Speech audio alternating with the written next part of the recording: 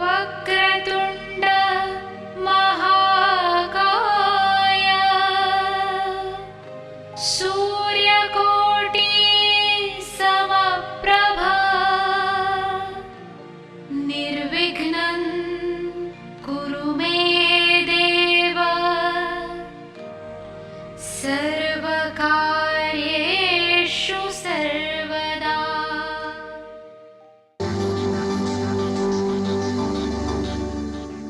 राजीव सूर्यवंशी वास्तु के क्षेत्र में एक जाना पहचाना नाम है। पिछले एक दशक से भी अधिक समय से इस क्षेत्र में सेवारत, भवनों को बिना तोड़े या फेरबदल किए उनके परामर्श से असंख्य लोग लाभान्वित हुए हैं। सिंहस्थ महाकुंभ 2003 को त्र्यंबकेश्वर में श्रद्धालुओं को वास्तुशास्त्र प्रवचनों द्वारा कृतार्थ करने पर विशेष रूप से सम्मानित किया गया। समाज के प्रति उनकी बहुमूल्य सेवाओं के लिए वर्ष 2002 में उन्हें मानव रत्न ऑफ द मिलेनियम पुरस्कार से सम्मानित किया गया था। यही नहीं, इस क्षेत्र में उनके विशेष योगदान के लिए वर्ष 1990 में श्रेष्ठतम वास्तु विशेषज्ञ के रूप में उनका चयन हुआ और इन्हें स्वर्ण पदक से सम्मानित किया गया। राजीव सूर्यवंशी ने समय समय पर देश के विभिन्न भागों और विदेशों में सेमिनारों और कार्यक्रमों का आयोजन करके समाज की खुशहाली और उत्थान में अपना योगदान दिया है। देश विदेश के कई व्यापारिक प्रतिष्ठान, शैक्षणिक संस्थाएं, सामाजिक और धार्मिक संगठन तथा जन सामान्य उनके निस्वार्थ और उत्कृष्ट मार्गदर्शन का लाभ उठा रहे हैं। इस क्षेत्र में उनकी एक उल्लेखनीय उपलब्धि वास्तु रिसर्च फाउंडेशन की स्थापना है। वास्तु के क्षेत्र में जिज्ञासु लोगों के लिए राजीव निष्ठावान पथ प्रदर्शन की भूमिका निभाते रहे हैं और उनकी जिज्ञासा शांत करते रहे हैं। उनके अनेक विद्यार्थी इस प्राचीन विज्ञान का देश भर में प्रचार प्रसार करके लोगों का ज्ञान वर्धन कर रहे हैं। नमस्कार दर्शकों, वास्तुशास्त्र जीवन को जीने का ढंग है कि हमें अपना जीवन किस तरह से जीना चाहिए।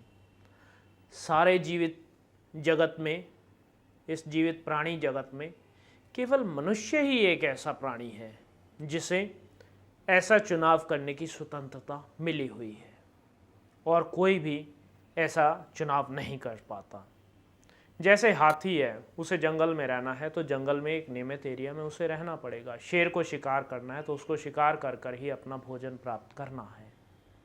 किंतु मनुष्य किसी भी प्रकार से अपने जीवन को जीने का ढंग चुन सकता है कि उसे एक फ्लैट में रहना है, एक मकान में रहना है, एक घर में रहना है, एक आलीशान महल में रहना है, किस में रहना है, इसका चुनाव मनुष्य स्वयं करेगा। प्रतिष्ठान में एक बहुत ही पुराने व्यापारी जो काफ़ी समय से आ रहे हैं और वास्तुशास्त्र के सिद्धांतों का पालन कर रहे हैं, एक बार अचानक ही बहुत जल्दी में उन्हें एक नया रेडीमेड बना बनाया मकान खरीद लिया, क्योंकि शायद वो जो बेच रहे थे मकान वह विदेश जा रहे थे और मैं भी दिल्ली में उपलब्ध नहीं था, इसलिए मेरे से संपर्क नहीं कर पाए। तो उन्होंने खरीद लिया, किंतु उन्होंने उस घर के अंदर प्रवेश नहीं किया। खरीदने के बाद ये प्लॉट, ये जो मकान था, ये गुड़गांव में था। उन्होंने मेरे को मकान के निरीक्षण हेतु बुलाया। जब मैं वहाँ पहुँचा तो मकान ये नॉर्थ और वेस्ट दिशा में इसका मुख्य गेट था और साउथ और ईस्ट इसके पीछे पड़ते थे, लास्ट में बैक साइड पे। ईश्वर की कृपा से बैक साइड पर वहाँ पर एक बहुत बड़ा पार्क भी था और खुला स्थान था। अब मकान में जो बना हुआ था, जहाँ पे ब्रह्म स्थान था, ब्रह्म स्थान के चारों तरफ बीच में मध्य में स्थान छोड़कर एक तरफ टॉयलेट और बाथरूम, दूसरी तरफ किचन और ओपन शाफ्ट छोड़ी हुई थी। किंतु जैसे हम लोगों की मेंटालिटी होती है, मनुष्य चाहता है अधिक से अधिक बटोरना, अधिक से अधिक पर कब्जा करना, अधिक से अधिक फैलना।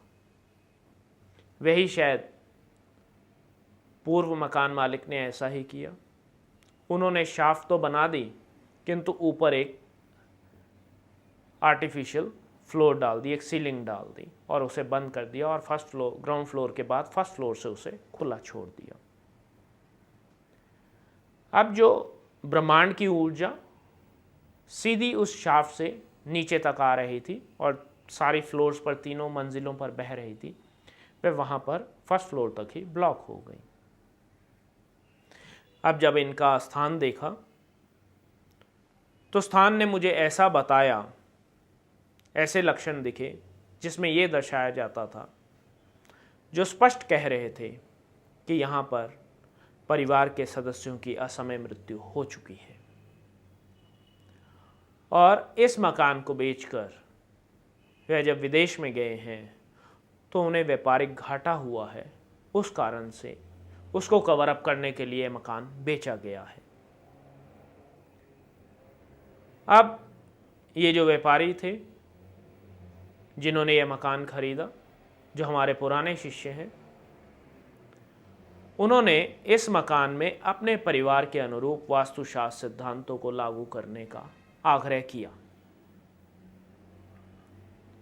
जैसे ग्राउंड फ्लोर पर एक भाई का परिवार, फर्स्ट फ्लोर पर दूसरे भाई का परिवार और सेकंड फ्लोर पर उन्होंने सब परिवार के लिए खाली स्थान को छोड़ दिया। इस प्रकार से इन्होंने ऐसा चयन किया। अब यहाँ पर जो किचन थी यह बिल्कुल ही बहुत ही गलत स्थान पर थी। किचन के कारण बहुत से नुकसान हो सकते थे, जीवन के, धन के, समृद्धि के और दिमाग पर भी ये बुरा असर डाल सकती थी। इसलिए किचन को वहाँ से हटा दिया गया और जो शाफ्ट को बंद कर दिया गया था उस शाफ्ट को खोल दिया गया और छत के ऊपर एक ऐसा आकार बना दिया गया उस शाफ्ट के बाद, उसके मुहाने पर, जिससे कि ऊर्जा शक्ति बहुत तेज़ी से और बहुत अच्छी क्वांटिटी में, अच्छी मात्रा में, प्रचुर मात्रा में उसमें निरंतर बहती रहे, जिससे कि वहाँ पर रहने वाले जो दोष हैं उन दोषों को दूर कर दिया जाए। इस मकान के हर एक कमरे में आर्क बनाई हुई थी, आर्च। कुछ स्थानों से उस आर्च को तोड़ दिया गया क्योंकि आर्च जो है यह बहुत ही हानिकारक और अशुभ मानी जाती है। ये आने वाली ऊर्जा शक्ति को समाप्त कर देती है, पवित्र ऊर्जा शक्ति को न्यूट्रलाइज कर देती है। तो यदि न्यूट्रलाइज ही हो गई तो फिर उसका कोई बेनिफिट ही नहीं रहा। तो इसलिए उसको वहाँ से कुछ आर्क को हटा दिया गया। इसी प्रकार से टॉयलेट्स भी गलत स्थान पर बने हुए थे और जो सीढ़ियाँ थी जो डुप्लेक्स की तरह जा रही थी, उनके नीचे का स्थान भी टॉयलेट्स के लिए उपयोग में लाया गया था, जिससे कि नकारात्मक ऊर्जा को स्थापित होने का समय और मौका मिल जाता है। उन टॉयलेट्स को भी वहाँ से हटा दिया गया और संपूर्णतः जो भूमिगत उसके पाइप थे उन्हें नष्ट कर दिया गया, ब्लॉक कर दिया गया। और आने का मार्ग, घर में आने का मार्ग मुख्य द्वार से एकदम प्रशस्त कर दिया, खुला कर दिया और मार्ग ऐसा कर दिया कि समृद्धि का वातावरण सदैव उस घर में आता रहे। निश्चित उपाय बताकर उन्हें शुभ मुहूर्त पर गृह प्रवेश का आश्वासन देकर मैं वहाँ से चला आया। अब ये शुभ मुहूर्त पर गृह प्रवेश क्यों करना चाहिए, ऐसा कई लोगों के मन में आता है। शुभ मुहूर्त पर यदि हम कोई भी कार्य करते हैं तो उस कार्य में हमें समृद्धि मिलती है, अवश्य मिलती है, और हमारी प्रगति की जो स्पीड है, सीमा है, गति जो है वह बढ़ जाती है और यह गति सीमा हमें खुशहाली की तरफ अग्रसर करती है। वो कहा गया है ना, well begun is half done. तो इसलिए हमें हमेशा शुभ मुहूर्त पर शुभ कार्य करने चाहिए। जैसा रावण ने भी अपने मृत्यु पे कहा था कि शुभ कार्य को टालो नहीं और बुरे को करो नहीं। तो इस प्रकार वास्तुशास्त्र की जो परतें हैं ये बिल्कुल उसी समुद्र की तरह हैं जिसमें हम जितना गोता लगाते जाते हैं उतना ज्ञान के मोती उसमें से निकालते जाते हैं। आज मैं अपने वचनों को यहीं विराम देता हूँ। कल एक नए वृत्तांत के साथ आपसे फिर भेंट होगी। तब तक के लिए नमस्कार। दर्शकों, अगर आपकी भी कोई समस्या है तो आप राजीव जी से अपॉइंटमेंट लेकर मिल सकते हैं। प्रतिष्ठान में आपका स्वागत है। राजीव जी की सेवाएं भारतवर्ष के साथ साथ विदेशों में भी उपलब्ध हैं। यदि आप वास्तुशास्त्र प्रवचन कराना चाहते हैं, उसके लिए भी आप हमसे संपर्क कर सकते हैं। वास्तु की स्पेशल किट जिसमें सिद्ध यंत्र और अभिमंत्रित की हुई 10 वस्तुएं हैं जो कि आपके पूरे घर के विभिन्न स्थानों के उपयोग में आएंगी। आप भी परामर्श के लिए राजीव सूर्यवंशी जी से मिल सकते हैं। पता है भारतीय वास्तु अनुसंधान प्रतिष्ठान, C6, सरस्वती गार्डन, कीर्ति नगर, नई दिल्ली 15।